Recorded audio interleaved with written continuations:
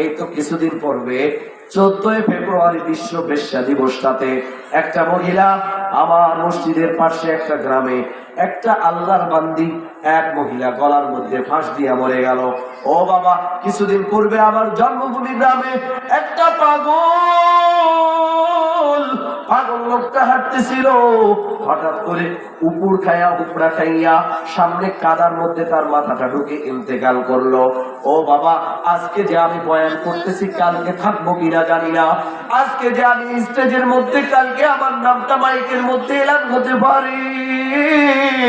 আজকে যে আমি বয়ান করতেছি, আমি বক্তা, কালকে কে জানো মাইকের মধ্যে বলে যাবে জয়নাল আবেদিন ফারুকী আর নাই। ও কে আসো এলাকার মানুষ, যাও যাও, তাড়াতাড়ি করিয়া যাও, তাড়াতাড়ি করিয়া লাশটা কবরের মধ্যে দাফন করো।